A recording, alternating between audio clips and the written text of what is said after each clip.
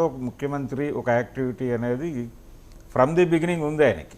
ఆయన అది అలవాటు చేశాడు, ఆఫీసర్స్కి కూడా అలవాటు చేశాడు. ఈ అలవాటు చేసిన క్రమము మనకి ఒకే ఒక్కడు సినిమా ఉంది, అర్జున్ది. ఆ సినిమాలో ఆ షార్ట్స్ అంటే అర్జున్ ముఖ్యమంత్రిగా జనంలోకి వచ్చి అక్కడికక్కడ టైప్ చేసి ఆర్డర్లు ఇవ్వటం, ఇదంతా చంద్రబాబు నాయుడు ఇన్ఫ్లుయెన్స్తో ఆ సినిమా వచ్చిందని ఆ రోజుల్లో ప్రచారం. ఆ లెవెల్కి తీసుకెళ్ళాడు ఆయన. కాబట్టి ఇప్పుడు చాలా యాక్టివ్గా ఉన్నాడు, జనంతో చాలా ఓపెన్గా మాట్లాడుతున్నాడు ఆయన. ఇది 2 తెలుగు రాష్ట్రాల ముఖ్యమంత్రుల్లోనూ కనిపిస్తోంది నాకు. ఇప్పుడు రేపు 6వ తారీఖున ఇద్దరు కలిసి కూర్చోబోతున్నారు. దీనికంటే ముందు మార్పు అనేది చంద్రబాబు నాయుడు దగ్గర మొదలుపెట్టాం మనం మాట్లాడుకోవటం. రేవంత్ రెడ్డి కూడా ఇక్కడ కేసీఆర్ గతంలో ఆయన టోటల్గా ప్రగతి భవన్కి పరిమితం అయిపోయి ఫామ్ హౌస్కి పరిమితం అయిపోయినటువంటి ఒక సందర్భం చూసాం మనం.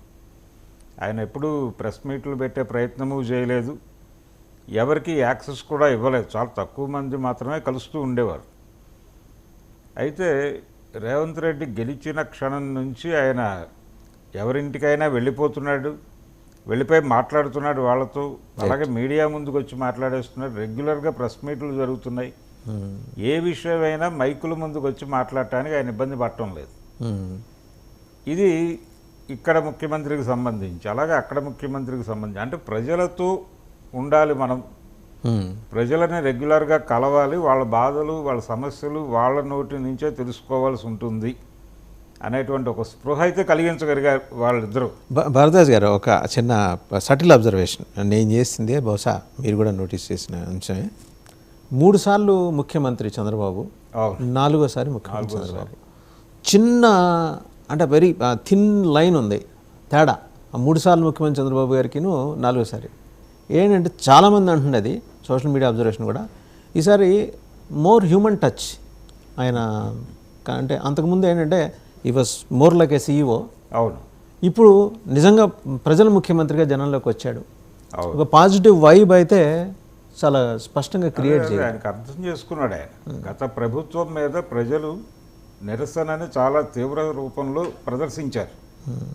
పర్టికులర్గా అవతల పార్టీ అంటే వైఎస్ఆర్సీపీని 11 స్థానాలకు పరిమితం చేయటం వెనక ప్రజల్ని ఇబ్బంది పెట్టిన అంశం ఏమిటి అంటే ఈ కోటరీ వ్యవహారము, అలాగే కోటలో ఉండిపోవటం రాజు, ఒక రకమైన రాచరిక పోకడ, ఇవి కొంత జనాలను ఇబ్బంది పెట్టినాయి. దాన్ని వాళ్ళు బ్యాలెట్ రూపంలో ప్రదర్శించారు అనేది అర్థమైంది. అందుకని గతంలో కంటే కూడా గతంలో ఇందాక నేను చెప్పినటువంటి జన్మభూమి కార్యక్రమాల్లో ఆయన ప్రజల ముందుకు వచ్చి అధికారుల మీద చర్యలు తీసుకునేటువంటి వ్యవహారం ఇదంతా కూడా అది మీరన్నట్టు సీఈఓ ధోరణిలోనే నడిచింది. ఆయనే చెప్పుకున్నాడు, నేను సీఎం అనేదానికంటే కూడా సీఈఓ అంటే ఇష్టపడతాను అని. ఆ ధోరణిలో నడిచింది. ఇప్పుడు ధోరణిలో కొంత మానవీయత కనిపిస్తోంది, జనాలతో కొంచెం హ్యూమన్ టచ్ ఉంది, వాళ్ళతో ఆప్యాయంగా మాట్లాడుతున్నాడు, వాళ్ళ ఇంట్లో కూర్చున్నాడు ఆయన. అంటే నిన్న మనం ఆ విజువల్ కనుక చూస్తుంటే సొంత ఇంటి మనిషి ఎట్టా వచ్చి కూర్చుంటారు అట్లనే కూర్చున్నారు. అవును, ఆయన ఏమి ఒక పరాయి వాళ్ళలాగా అక్కడేం కనపడలా. వాళ్ళ ఇంట్లో ఆ ఇంటి పెద్ద వచ్చి ఇక్కడ కూర్చొని మాట్లాడుతున్నారు అన్నట్టే ఉంది. అవును, ఆల్మోస్ట్. అంటే మనకి గతంలో ఎన్టీ రామారావు ప్రజల్ని గెలుచుకుంది కూడా, ప్రజల హృదయాలు గెలుచుకుంది కూడా అలాగే. ఆయన ఎక్కడ పడితే అక్కడ దిగిపోయి ఎవరింట్లోకంటే వాళ్ళ ఇంట్లోకి వెళ్ళిపోయి కూర్చుని భోజనం చేయటం, ఇవన్నీ కూడా ఆయన చేసినటువంటి స్నానాల ఫోటోలు ఈనాడు ద్వారా పంపైనటువంటి పద్ధతి, ఇదంతా చూస్తే ప్రజలతో ఉన్నాడు కాబట్టి జగన్మోహన్ రెడ్డికి కూడా గుర్తింపు వచ్చింది. అప్పుడు ఆయన అధికారంలోకి వచ్చాక ప్రజలకు దూరం అయిపోయాడు, కానీ అది కన్ఫెస్ అవ్వకుండా కుదరదు. ఆయన రాజకీయ జీవితం ముందుకెళ్ళటం కుదరదు అనే విషయం కూడా ఇంకా జీర్ణం కాలేదు అతనికి. కానీ చంద్రబాబు నాయుడు గారికి జీర్ణమైంది. అందుకని ఆయన తగిన పద్ధతిలో రియాక్ట్ అవుతున్నాడు. అంటే ఇది మంచిదే. ఇది ఆయన స్టడీ చేశాడు విషయాన్ని, ఏదో లూజ్గా గెలిచాం కాబట్టి గెలిచామన్న ధోరణిలో వ్యవహరించడం లేదు అనేది అయితే స్పష్టంగా కనిపిస్తోంది అందరి ముఖాల్లోనూ.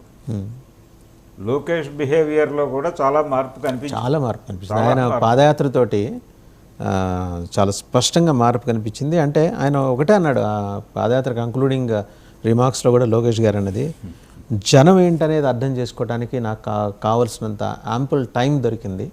వాళ్ళు అసలు సమస్యలు ఏంటి అనేది. సో సహజం. అయితే ఒకటి మీరు గమనించారా, కొత్తగా